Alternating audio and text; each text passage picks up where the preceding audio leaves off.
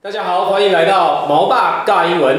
今天非常开心呢，我们邀了特别来宾 Micah。英语教学的这个世界里面呢，外师这个元素呢，是所有的人都会非常在意的部分。那今天我们花一点时间来认识我们的 Micah 老师，然后呢，我会问他他的一些教学经验。All right, good morning, Micah. Good morning. Very nice to have you here. Let's get to know you more by asking you some questions.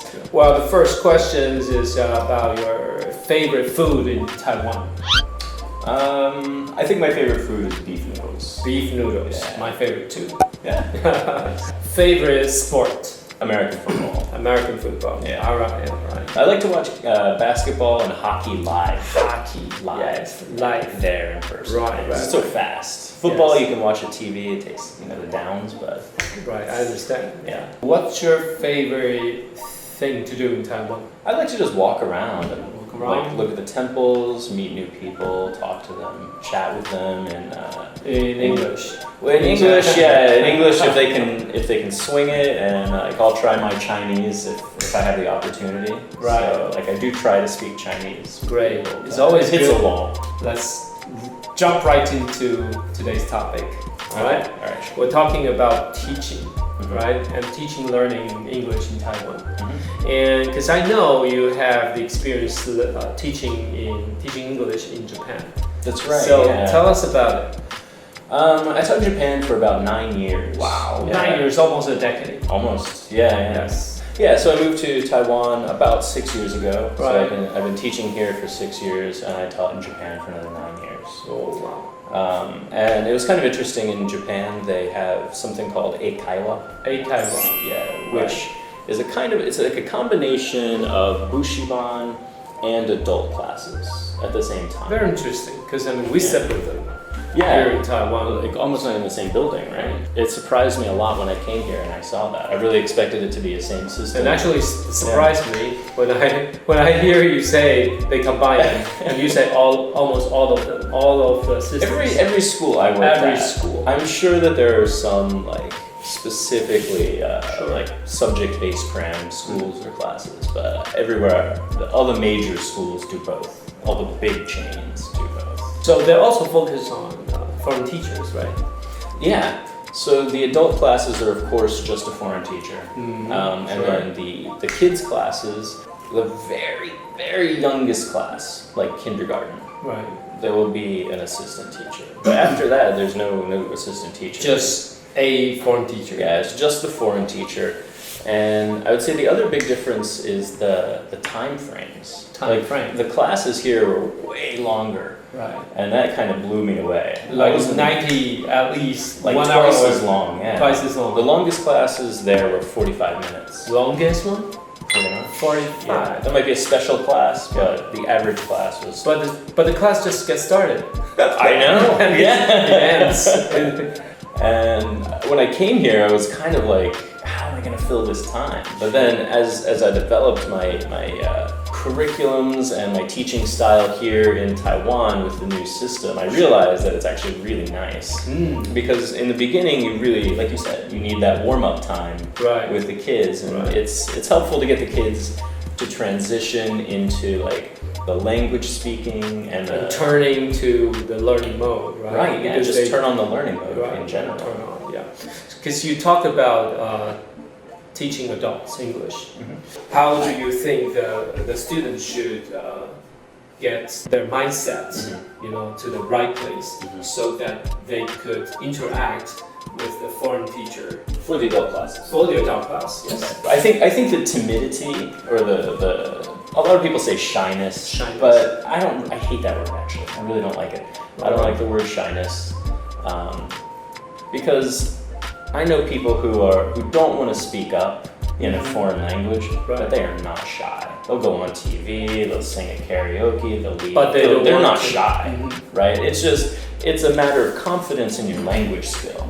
All right, so for me, it's very important to take away this idea of shyness. I think that it's a misnomer. I think it's the wrong word. I think what it is a fear that people have of making mistakes. Their issues are not because they're afraid in general or they're fearful people. Of making mistakes. Yeah, right? Like first of all, nobody likes to make mistakes. Nobody. Clear cut. We all know that. Lose right? their face. Yeah, right? And so I think that's the first thing, is that you have to reassure the students when they come that they're not going to lose face if they mess up. So the first thing you have to do is get the students Forget about your face. Comfortable making mistakes. In the class, it's a safe space. Yeah. So specifically designed for you to feel safe and comfortable. Exactly. Right? And so it's important in class to make the students feel safe and secure with making mistakes. And that even includes, sometimes you laugh at the mistakes, right? But you're not laughing at them. You're all make fun of the mistakes. Exactly. And everybody can learn from it. Right, and this is a shared thing, right? Like anyone who's learning any language, English, Chinese, Japanese, Russian, right? Yeah. You can't, it's a learning make funny process. Mistakes. Yeah, right? And it's funny. And so I think maybe people are afraid of being laughed at, I don't know. But I think it's important, first thing you do is when you're starting a new class, the transition is to make the students comfortable. And it comes again, goes back to the point that I mentioned about positive education.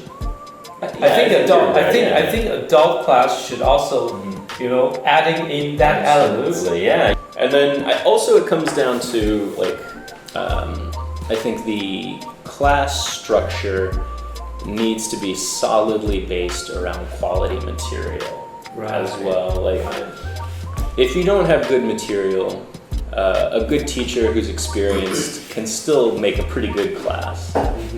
But if you want regular improvement over time, then you need to have a combination of a good teacher with experience, and you need to have the right kind of materials. So a teacher that knows how to use the right kind of materials. Right? Sure. The teacher themselves is the first thing, because the teacher has to make the students comfortable. And if the students want to improve, we're adults, so we're not controlling them anymore. They're in charge of themselves, right? So if the student wants to improve, anyway, there's a lot of things you can do to. Because I want to make a conclusion is that time flies, time will pass, anyways, right? I mean, if we go to English classes, to any kind of learning systems, we spend time. So I mean, time will pass anyways. But only with the good and the right strategy will we have the right result, the good result. So you mean when you mentioned about the good material, good quality material, and also the good quality teacher, right? That's all for me. That's all the strategies. Okay, only with the great strategies will we have the right and the great result. Okay, so. Thank you very much, Micah. Yeah, sure. I will use Mandarin to do some conclusion. Okay. 好的，那么我想在英文学习的路程上，外师非常重要。那但是呢，如果没有对的策略，如果没有正确的学习策略的话，时间过了，虽然有跟外师做学习，还是没有办法得到我们要的一个结果。好，那今天我们很开心。邀到 Micah 来跟我们做分享，那从他的这个分享当中，我们也可以得到非常多的一些想法学习，可以让我们呢知道如何在接下去我们学习的路上找到对的策略。好，那么我们今天的节目就先到这边，那我们下次再见 ，OK？ Thanks, guys. Say goodbye， 拜拜。